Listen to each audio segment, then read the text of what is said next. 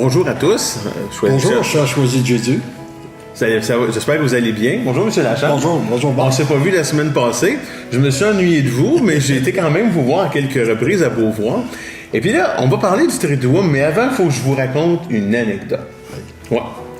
Parce que la semaine passée, Audrey et moi, jeudi, on avait une question. C'était là un choc. Parce qu'on voulait prendre la décision à savoir si on pouvait aller faire un tour en fin de semaine, à prendre une journée à deux au glissade d'eau avec les cadets. Mais là, il y avait le problème de gardienne, il y avait question qu'est-ce qu'on fait. Puis bon, alors finalement, on a dit... Puis là, je suis allé vous voir à la fin, puis j'ai dit là, monsieur Lachance, qu'est-ce qu'on devrait faire? Puis là, je m'attendais à ce que vous me donniez une réponse toute cuite, là. Moi, c'était ça que je m'attendais de vous, là. Je t'ai déçu, hein? Vous m'avez déçu. C'est le coup, vous m'avez déçu. Mais là, vous m'avez dit, ben là, il faut laisser porter ça dans le Seigneur, puis prendre une décision avec laquelle vous allez être en accord toutes les deux. Puis ça vous concerne, et ouais. vous donnera la réponse. C'est ça. Bon. Mais là, il donne pas la réponse aussi vite qu'on voudrait. Puis vous savez, moi, je suis un grand patient. Je suis très patient. Alors là, on s'en va en auto. Puis là, on a dit, bon, on est peut-être mieux de pas y aller à cause de la gardienne. On veut pas amener un enfant, puis en laisser deux en arrière, puis patati, puis patata. Alors, s'en sont suivis 2 jours où j'ai vécu une frustration de me dire, pourquoi c'est faire que je peux pas prendre une journée tout seul avec ma blonde, puis aller au glissade d'eau, puis tu sais, à un moment donné, me semble, Jésus, que ça serait, tu sais, je t'en demande pas tant que ça. Alors, jeudi passe. Vendredi. Et là, samedi matin, on va reconduire Gabrielle, notre fille. Et là, il fait frais. Là, c'est le matin. Alors, moi, j'ai mon chandail à capuchon. À un moment donné, pour vous faire une histoire courte, ils disent, il y a 2 cadets qui viennent pas. Pour quelle raison, on ne sait pas. Mais les billets sont payés. Alors Audrey qui dit hey, s'ils viennent pas, nous autres, hein? Ouais, mais là, j'ai dit, Audrey, qu'est-ce qu'on va faire avec la gardienne? Comment qu'on va s'organiser? Parce qu'il y avait eu de la résistance avec la personne à qui on avait demandé pour garder les enfants. Alors Audrey prend le téléphone, elle appelle, elle dit, oui, je vais m'en occuper des enfants. Comme ça. Comme une lettre à la poste. Alors là, après ça, je vous dis qu'on s'est en allé à la maison, ramasse le costume de bain, puis les serviettes, puis avouez, mon Gérard, on est parti. On a oublié la crème solaire, mais ça, c'est un détail. Un détail, hein, avec un petit coup de soleil après. Mais là, j'ai trouvé ça frappant de voir. Puis là, à un moment donné, c'est Audrey qui m'a fait comprendre. Parce que moi, j'avais carrément oublié votre conseil. Là. Je l'avais oublié. Là, Audrey, on était en auto, sur l'autoroute, puis elle dit... Ouais, elle dit, c'est fou, Marc, elle dit, comment ça fonctionne la vie, hein? J'ai dit, qu'est-ce que tu veux dire, c'est fou, comment ça fonctionne la vie? Elle dit, un matin, on l'a eu, notre réponse. Là, j'ai dit, tabarnouche. C'est bien, ouais, c'est spécial, pareil, hein? Et là, pour moi, tu as tout un enseignement. Puis d'ailleurs, c'est toujours ce que j'ai compris, moi. Le Seigneur, on a tous le même équipement. Puis lorsqu'on prie, puis qu'on lui a donné notre oui, nous sommes tous en relation avec lui, il peut nous parler. Mais on a tendance à vouloir qu'il nous parle à travers, par exemple, à travers les autres. Parfois aussi, il nous parle à travers les autres, il ne faut pas nier ça. Mais moi, je pense que surtout quand on a quelqu'un qu'on identifie comme étant un messager, un peu plus près du Seigneur, on pense que s'il devrait passer par lui. Mais si le Seigneur faisait ça pour te dire ce que tu dois faire, il faudrait que tu m'appelles au moins 6-7 fois par jour, parce qu'il y a toujours 6-7 décisions, il y a toujours plusieurs décisions qu'on prend dans une journée. Ça me dérangerait pas en passant. Peut-être vous, ça vous dérangerait, mais moi, ça me dérangerait pas. Moi, ça me dérangerait. Parce que je suis convaincu que je prendrais peut-être des meilleures décisions. Alors, mais quand tu demandes au Seigneur, le Seigneur va te répondre. Tu sais, c'est que s'il passerait par moi, par exemple, c'est comme de donner du poisson à quelqu'un. Ouais. Tandis que quand tu apprends à communiquer avec le Seigneur pour avoir sa réponse, c'est d'apprendre à pêcher. Ouais. Alors, c'est beaucoup plus simple et c'est le même que le Seigneur veut.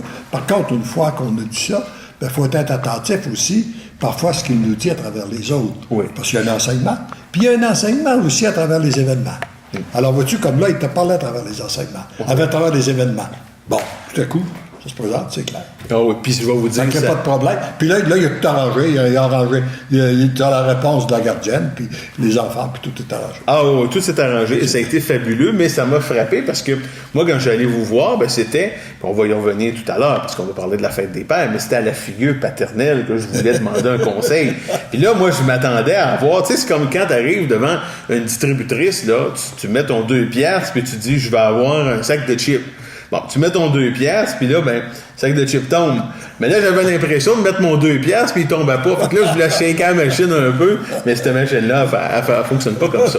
Mais là, la semaine passée, parce que je vous ai demandé ça, à l'intérieur à la fin d'un des enseignements que vous avez offert pour le Triduum.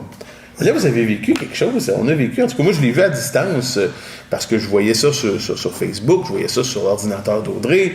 J'ai assisté à quelques-unes de vos conférences.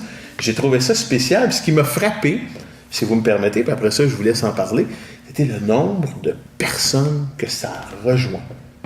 Moi, ça m'a jeté en bas de ma chaise. Honnêtement. Je pense que ce qu'on a vécu, puis ce qui vous a permis aussi d'être témoin, je dirais que c'est un peu ce que je vis depuis l'apparition du premier volume en 1999.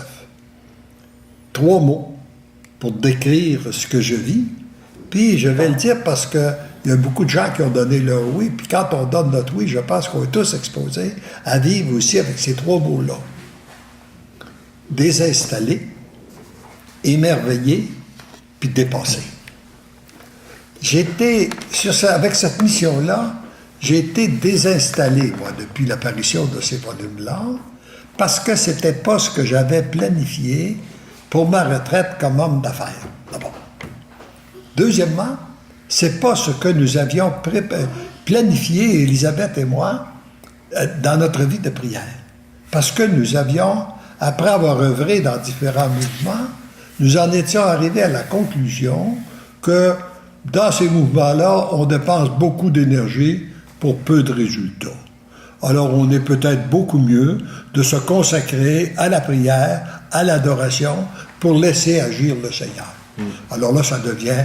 Et c'est en prenant du temps, justement, dans la prière, dans l'adoration et la pratique des sacrements, que j'ai été inspiré d'écrire, puis voilà que la mission éclate. Alors, je suis désinstallé, mais en même temps que je suis désinstallé, je suis toujours émerveillé de voir ce qu'il fait. De quelle façon il prépare les choses. Je parlais des témoignages. Tu sais, il y en a régulièrement, ça n'arrête pas. Hein? Puis je suis complètement dépassé. Bon, devant tout ça. Et je vais vous en donner un. Excusez. Ça fait du bien des fois de prendre une petite gorgée d'eau, parce que quand on parle, ouais, ça m'arrive des petits problèmes de gorge. Ouais, la gorge devient sec un peu. Alors, dès le début, avant même que le Triduum commence, il m'arrive un type, puis il dit, « Me reconnais-tu? » Ben, j'ai dit, « Je sais que je te connais, là, je pas. » Non, il dit, « Écoute, il dit, ça fait 35 ans qu'on s'est vu. » Il dit, « Moi, il dit, je suis un confrère, je suis courtier. » Ah oui. Il me donne son nom. Et puis, courtier, puis il dit, on a travaillé ensemble dans le temps que tu étais président de la Fédération des courtiers d'assurance du Québec. Puis il dit, imagine-toi, tu peux jamais imaginer comment ça se fait que je suis ici, ce soir. Il dit, la semaine passée, je suis en vacances à Puerto Plata. Puis, ou Puerto Vallarta, je ne me rappelle pas, en tout cas. Mais il dit, j'ai rencontré quelqu'un qui parlait français. Puis là, ben, on s'est mis à jaser ensemble. Puis je leur ai demandé d'où ils venaient.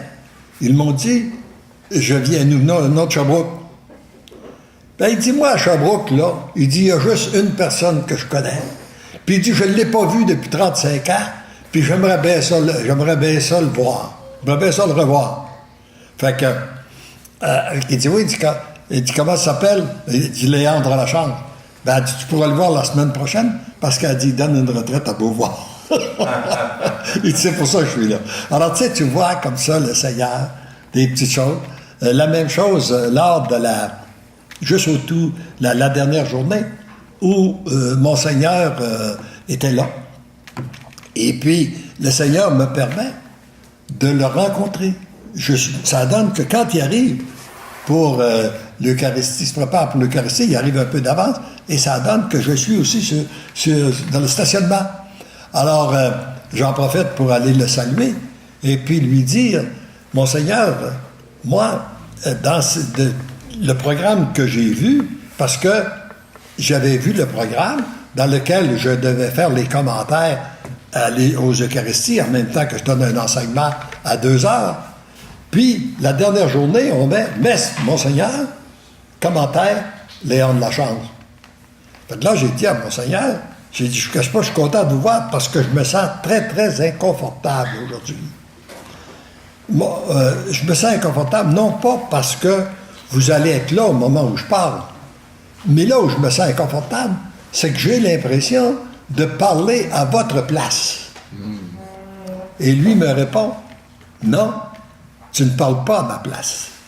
Parce que dans les Tridium, il est une coutume que la personne qui parle au dernier Eucharistie, c'est la personne qui a prêché la retraite. C'est toi qui as prêché la retraite, alors donc, c'est à toi de parler, tu parles à ta place.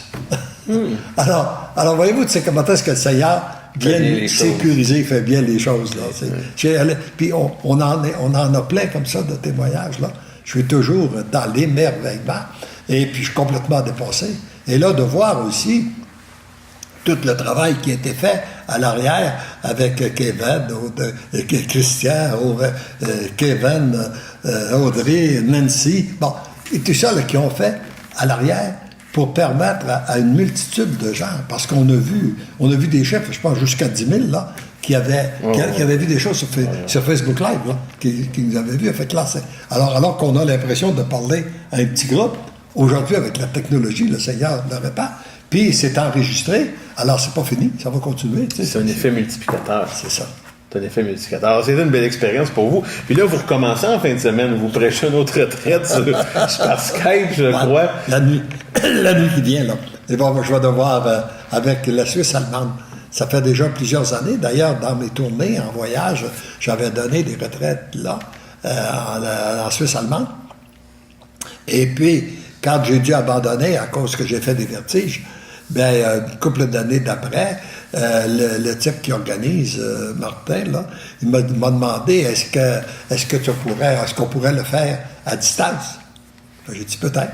Puis on s'est essayé avec Skype, par Skype. Alors, je parle, et puis il y a une dame qui traduit, là, le groupe qui est là. Et puis, le seul petit problème qu'il y a, c'est qu'eux autres, là, ils m'ont ménagé aujourd'hui, le premier enseignement demain, il l'a mis à 10 heures. Mais à 10 heures, pour eux, c'est 4 heures pour moi. Il faut que je me réveille un peu avant parce que pour être réveillé et commencer à parler. Et samedi, le premier enseignement est en 9 heures. Alors là, ça veut dire c'est 3 heures, ça veut dire qu'il faut que je me lève, parce que faut que je me lève presque à 2 heures pour être prêt pour... Mais je fais rien, je suis heureux. Je suis très heureux de pouvoir le faire. Et ça dure combien de temps? Une curiosité, là? Là, cette retraite-là, ils vont en faire 3 jours, mais moi, je parle pendant 2 jours. Okay. La balance, il y a des prêtres, là, puis il y a des sacrements, puis on les partage et tout ça. Alors moi, j'ai 6 enseignements à donner, 3 enseignements par jour. Ah, mais l'avantage, c'est que ça finit tôt. Je me lève tôt, mais ça finit tôt. Non, mais quand même, c'est un effet multiplicateur par la technologie, puis je trouve ça intéressant. Oui. Très intéressant, c'est une belle expérience. Et je crois personnellement, là, moi, je suis émerveillé de voir de quelle façon que tout ce qui peut se faire par la nouvelle technologie. Oui. Autant ça a été une cause de perversion, autant il s'est répand des mauvaises choses, là, autant le Seigneur peut faire des merveilles. Et ça me donne l'espérance que quand il dit dans les volumes qu'il est dit, quand Satan va croire avoir gagné, il va se trouver complètement renversé par les cœurs qui ont été transformés, qui n'ont pas fait de bruit. Et pour moi, le Seigneur veut utiliser cette technologie-là pour toucher les cœurs et puis donner leur oui au Seigneur, et ça ne fait pas de bruit. C'est pas rapporté dans les grands médias d'information, mais c'est là. Et ça, pour moi, ça me réjouit et ça remplit mon cœur d'espérance. Comme la parole nous le dit aujourd'hui, là. Hein? Isaïe, là. Alors, qu'il n'y avait pas... alors qu'il avait vécu une grande disette, pas d'eau, puis... et puis là, il monte sur la montagne pour dire, là, je sens que la pluie s'en vient. Puis, il monte, puis il envoie son messager, va voir les nuages. Il revient, je vois rien. Voilà, retourne, va voir. Il revient, j'ai rien vu. Et puis, il l'a retourné comme ça pendant 7 fois. Hein? Il devait être tanné. Et puis, ben, c'est pour dire la personne. Et la 7e fois, là, il dit, j'ai vu un petit nuage qui s'en vient gros comme mon poing. Et ce fut le début d'une grosse ouragan, la pluie, c'est-à-dire une grosse orage avec inondé. Alors ça, je pense que le Seigneur agit comme ça. Parfois, il nous demande, on a l'impression d'avancer sans rien voir. Tout à coup, on voit quelque chose de tout petit, et tout à coup, ça prend de l'ampleur. Et ça, je pense que c'est mon espérance. C'est comme ça que la civilisation de l'amour va se construire à travers le monde. Le pouvoir de la discrétion. Ouais. Le pouvoir de la discrétion et de l'amour. Et puis de la persévérance. La persévérance. Alors, quand vous parlez de discrétion, d'amour et de persévérance, ça m'amène au deuxième sujet dont je veux vous parler. Parce que il y a un type de personnes qui ont beaucoup d'amour, qui ont beaucoup de persévérance, mais qui œuvrent dans la discrétion, très souvent, ce sont les pères. Parce que là, dimanche, nous allons célébrer la fête des pères. Et moi, ça fait des mois que je veux vous en parler. Alors là, ce matin, j'ai dit, il ne faut pas que j'échappe le ballon parce que c'est l'opportunité, vu que la fête des pères, ici, enfin, au Canada, c'est dimanche. Peut-être, je ne sais pas, dans tous les pays si c'est comme ça. Mais de toute façon, on peut célébrer les pères à chaque jour. Faites-vous-en pas, ça nous fait toujours plaisir. Mais là, moi, je veux vous entendre là-dessus, M. Lachance. Parce que si un rôle, on a parlé à la fête des mères, du rôle des mères, et j'ai toujours trouvé ça fort intéressant de vous entendre sur... Je te cache pas qu'entre nous, là, j'ai bien plus d'admiration pour les mères que les pères. Ah oui, absolument, absolument. Mais ça, c'est tout à fait légitime parce que, vous savez, d'un autre côté, quand on a des enfants, on les a à deux. Alors bon, mais le pouvoir et de l'amour d'une mère qui porte les enfants et qui l'accouchement puis tout ça, je vais vous avouer que moi non plus, j'aurais pas changé de place. Quand on a eu nos 4 enfants, j'étais très heureux d'être de l'autre côté de la petite barrière du lit. Mais quand même, étant donné qu'on approche de la fête des pères, ça m'amène à faire une réflexion avec vous parce que très souvent aujourd'hui dans notre société, on voit que le rôle des pères est difficile de par les modèles de la société, de par ce qui est véhiculé. Pour certains, c'est pas important d'avoir un père. Un père, c'est quasiment une béquille. Il y a beaucoup de difficultés de ce côté-là. Et ce que je trouve intéressant, puis là, je reviens avec bonheur en héritage, de voir vous, dans votre vie, vous avez eu un père qui est extraordinaire. Je pense que vous en avez été un aussi. Oui, j'espère. Puis vous êtes un modèle. Donc, j'aimerais ça vous entendre là-dessus, votre expérience. Qu'est-ce que vous en pensez? Le constat que vous en faites dans la vie d'aujourd'hui. Puis surtout, là, des conseils. Ouais. Le premier qui me vient à l'esprit, c'est que quand j'étais petit gars, surtout à cette époque-là, on nous enseignait qu'un homme, ça ne pleure pas. Pour devenir un homme, tu dois ne pas pleurer. Et moi, un jour, j'ai accepté de pleurer devant Élisabeth et les enfants, devant les enfants. Parce qu'il y avait quelque chose, pas pleurer de peine, mais pleurer de joie. De voir l'amour, par exemple, qui existait entre eux et tout ça. Là, j'étais touché. Et je me suis aperçu que ça ne les éloignait pas de nous. Au contraire, ça les rapproche. Et trop souvent, je pense qu'on a attribué, je me rappelle d'ailleurs, dans les cours d'orientation des foyers qu'on suivait, on nous situait comme étant la mère, le cœur, puis le père, la tête. Bon. Puis, c'est sûr qu'on a besoin des deux. Hein? On a besoin d'un cœur, puis on a besoin d'une tête aussi. Bon. Mais ce qui... Et je pense que il est important que comme homme, qu'on apprenne à vivre davantage au niveau de notre cœur. Tout à fait. Puis d'être capable d'aimer, parce que Si on est au niveau de la tête, de l'autorité, puis on va chercher pour faire ça. Ça, là, pour moi, ça ne donne pas grand. C'est une ballonne qui dégonfle à un moment donné. Oui. C'est bien des coups d'épée dans l'eau. Et puis parfois, on blesse aussi. Puis les gens restent blessés. Hein? C'est qu'avec trop d'autorité, hein? Je remarque d'ailleurs qu'il y a toujours un lien. Souvent, les gens qui ont la crainte de Dieu, le Père, parce qu'ils ont resté avec une image d'un Père trop austère, trop sévère, trop difficile. Parce qu'ils disent, c'est ça, il ne va pas s'approcher du Père parce qu'il est difficile. Alors là, c'est qu'on a à vivre davantage au niveau de notre cœur.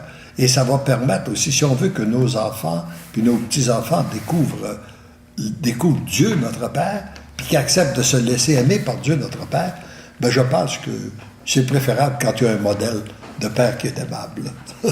Mais c'est intéressant ce que vous dites, parce que moi, j'ai grandi un peu comme ça, avec l'image de l'autorité et d'un Dieu qui est beaucoup plus autoritaire, à la limite, je dirais pratiquement vengeur, là, qui va punir, qui va vous châtier.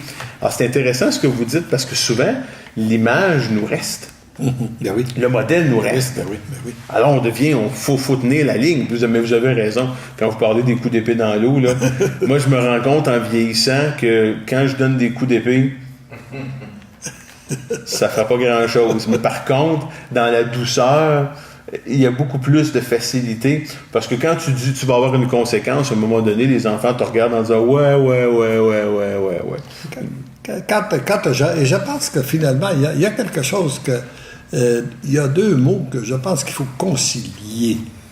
Parce que quand on parle d'éducation des enfants, puis la vie avec les enfants, puis même quand on est en responsabilité avec des adultes, dans une entreprise ou n'importe, les gens ont besoin de deux choses. Amour, fermeté. Quand on parle d'être douceur, on ne doit pas oublier l'importance de la fermeté. Il faut être ferme. Mais ferme dans l'amour. Ou l'amour dans la fermeté, ou pas. Utilise le terme que tu voudras, là. C'est que trop souvent, on a cru qu'amour voulait dire mollesse, tout laisser aller, puis on a cru que fermeté voulait dire dureté. Non. C'est qu'il faut concilier les deux mots. Il faut que l'enfant se sente aimé, puis en même temps, il sente que c'est ferme. Quand on dit quelque chose, c'est comme ça. Mais c'est pas difficile, des fois. Amour et fermeté, moi, ça m'apparaît comme étant un peu... Tu sais, j'ai l'image de vouloir être ferme, mais des fois, ça peut aller à l'encontre du sentiment d'amour, non? Vous ne pensez pas? Je pense que... je vais vous raconter un enseignement que j'ai eu là-bas par ma fille la plus vieille, alors qu'elle était en secondaire 2. Puis, dans le temps, pour être en secondaire, il fallait avoir fait sa 7e année. Okay. Mais elle, comme elle avait des bonnes notes, elle était acceptée au secondaire après une 6e année. Puis, elle avait commencé à l'école à 5 ans. Alors, elle était 2 ans plus jeune que les autres de sa classe. Et un jour, la classe organise un voyage, c'était au Carnaval de Québec. Puis, elle veut y aller. Et nous avions eu comme écho qu'au Carnaval de Québec, il se passait des choses, souvent des jeunes qui n'étaient pas suffisamment en surveillance et c'était pas toujours trop recommandable. Alors, on lui avait expliqué, puis on avait dit non. Et elle est revenue tout le temps, tant que l'autobus n'a pas été parti, elle est revenue parce qu'elle aurait aimé y aller, ses amis y allaient, etc., etc. Et nous avons resté fermes. Nous avons dit non, on t'a expliqué pourquoi. Puis après que l'autobus a été parti, elle est arrivée et elle est venue me dire, écoute, là, papa, là, j'aurais aimé ça aller au Carnaval de Québec. Mais après que vous nous aviez expliqué pourquoi que je ne devais pas y aller, si vous aviez changé d'idée devant mon insistance, vous m'auriez déçu. Alors, pour moi, ça fait un bel enseignement. Intéressant. Ça fait un bel enseignement que l'enfant, même s'il demande, il sait qu'on l'aime, on le protège, puis on ne peut pas lui permettre de faire telle chose. OK. Ben, ça répond à ma question. Parce que mais ça m'apparaissait un peu, parfois difficile d'avoir les deux sur la même voie. Ouais. Mais là, vous m'avez, comme on dit par chez nous, vous m'avez cloué le bec. Alors, étant donné que... J'ai conclu ma vente, j'ai réussi ma vente. Je pense que vous avez closé le deal, comme on dit. Alors, comme mon bec est cloué, je vais maintenant laisser la parole à Audrey. Bonjour. Ça rime en plus. Elle a peut-être toute une autre image des pères. Peut-être. Faudrait peut-être l'entendre. Plein de belles images, moi. Avant de commencer à parler, on a des gens à saluer. D'ailleurs, les gens nous informent qu'en Guadeloupe, ils vont également fêter les pères en fin de semaine. À l'île Maurice aussi.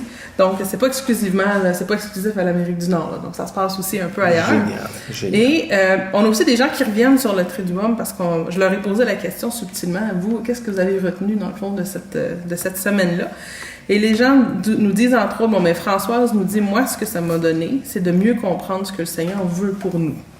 On a également Lucienne qui nous dit, bonjour, je n'ai pas pu tout suivre, c'était aussi la fête Triduum de notre paroisse, mais je remercie le Seigneur pour cette possibilité de partage via le net. Donc, il y a beaucoup de gens qui ont apprécié de pouvoir suivre ça en direct. Et on avait aussi Céline qui nous disait « Je suis très heureuse de ces 4 jours, de tout.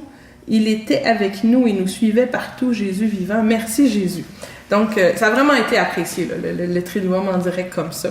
Puis on est très heureux d'avoir pu partager ça avec les gens là, qui nous ont suivis. Oui, ça a été beaucoup de travail, mais ça a tellement valu la peine. Vraiment, là, on est très heureux du résultat que ça a donné. La fête des pères. Moi, tout d'abord, je tiens à comment je pourrais dire, à souligner un père exceptionnel que j'ai ici à côté de moi. Exceptionnel, le mot est peut-être fort. Non. Un père qui est vrai. À quand tu l'offriras. Exactement. À quelqu'un, puis on perd pour sa gloire. Tu sais, Marc, il est pas parfait. Personne n'est parfait. Ah non? Personne n'est parfait. Ah ben mon Dieu, je vais apprendre quelque chose dans ma tête. Mais, comment je pourrais dire, Marc a tellement su intégrer la notion d'y aller avec la douceur. Parce que j'ai l'impression que Marc s'est souvent perçu comme étant quelqu'un qui devait assumer un rôle d'autorité, puis qui devait avoir une ligne ferme, etc. Et depuis 1 an, là, on voit vraiment... Là, moi, c'est à ce niveau-là que j'ai vu la transformation, de vraiment y aller avec une approche qui est beaucoup plus centrée sur l'amour, puis pas l'acceptation de l'autre, parce que ça, il le fait déjà, mais vraiment, au lieu de crier, là, puis au lieu d'imposer sa volonté ou quoi que ce soit, vraiment d'y aller dans la petitesse, puis de se mettre au niveau de ses enfants, des aimer, puis de cheminer de cette manière-là. Puis c'est ça que je veux souligner aujourd'hui, c'est tout ce beau parcours-là qu'il a fait. Puis nos enfants sont excessivement chanceux d'avoir un père comme lui, qui est toujours là pour eux, puis que je sais qu'il va les guider pendant les nombreuses années à venir. Bon, j'ajouterai rien. Non, puis... Oui, c'est ça. Mais... Puis, tu sais, oui, vous parlez souvent du rôle de la mère, puis oui, la mère, c'est important. Mais le père, c'est tellement important, là. Puis, je voudrais donc que les papas, là, vous sachiez à quel point vous êtes essentiels dans la vie de vos enfants, auprès de vos conjointes. C'est pas vrai que c'est juste la mère qui assume tous les rôles qui entourent l'éducation des enfants. Oui, majoritairement, c'est maman. Oui. Mais cette maman-ci, là, serait pas capable de faire tout ce qu'elle fait sans ce papa-là. Puis, je suis convaincue que c'est comme ça dans la plupart de vos foyers. Puis, prenez le temps de, célébrer le père de vos enfants, si c'est le temps de célébrer en fin de semaine. Et vraiment, là, mettez-y le paquet. On n'en parle pas assez. Je me souviens tout le temps, quand les Olympiques arrivent, il y a tout le temps des annonces qui célèbrent « Maman, merci de m'avoir soutenu. » Puis, mon réflexe, c'est toujours de me dire « Et où l'annonce sur les papas? » Quand est-ce que Johnson & Johnson vont faire une annonce sur les papas qui ont soutenu leurs enfants dans toutes leurs activités? Donc, bref, c'est vraiment ça. Ce que tu dis là me rappelle quelque chose pour démontrer. Je pense que ce qui est important, c'est le regard du père. Parce que, je prends mon exemple personnel. Moi, j'ai perdu mes parents très jeunes. Mon père est décédé quand j'avais 22 ans. Ma mère, j'avais 24 ans. Et j'étais beaucoup plus près de ma mère que de mon père. Ma mère avait plus le sens de l'entrepreneuriat, elle s'intéressait davantage lorsque j'ai commencé à vendre l'assurance, etc., etc. Et puis j'étais plus près d'elle, j'avais de bonnes relations avec mon père. Mais je me suis surpris, souvent, lorsque je vivais certains succès au niveau de la profession, dans mon bureau, etc., etc., à me demander qu'est-ce que mon père dirait s'il me voyait aujourd'hui. Puis je posais très peu cette question-là sur mon père. Mais je la posais sur mon père. Je pense que, et tout ça, pour démontrer que le regard du père, je pense que le regard que le père porte sur nous, parfois, ou peut-être les petits gars, comme petits gars, j'ai l'impression qu'on semble avoir encore plus d'importance que le regard de la maman. Oui. On sait que la maman est accueillante, est amoureuse, tout ça, là. Mais le père, il a souvent un regard différent. Comment est-ce qu'il nous voit, là, c'est ça? Puis c'est tellement vrai ce que vous dites, parce qu'à la maison, pas que l'opinion de maman importe peu, là, mais c'est l'opinion de papa qui compte. Est-ce que papa est d'accord? Est-ce que papa est fier? Est-ce que papa aime ça? Puis c'est papa. Puis ce que vous dites, c'est vrai, là. Oui, puis moi, je me souviens, quand j'étais adolescent, on passe toute d'une période où le bonhomme... il est passé de mode, puis il est vieux-jeu, il comprend rien à la vie, puis... On retourne avec les hommes des cavernes, puis les dinosaures, c'est tes amis, mais moi, je suis moderne, évolué, et je suis grand. Moi, je comprends tout. On a la science infuse. Mais il vient un temps, et il y a un point tournant dans notre vie, où est-ce qu'on se rend compte que tout ce que notre père nous a donné, comme moi, dans mon cas, c'est l'essence du travail bien fait. Le perfectionnisme, des fois, j'en suis achalant, mais je m'en excuse. Mais le sens de... Puis souvent, je vais faire quelque chose, puis je me pose la question, bon, qu'est-ce que mon bonhomme dirait? Comment il réagirait? Et généralement, quand je me pose cette question-là, c'est un signe que je vais avoir un succès, parce que je vais faire les choses de la bonne manière que je l'ai apprise. Ça ne veut pas dire que c'est parfait, mais ça veut dire que ça va m'amener dans la bonne direction.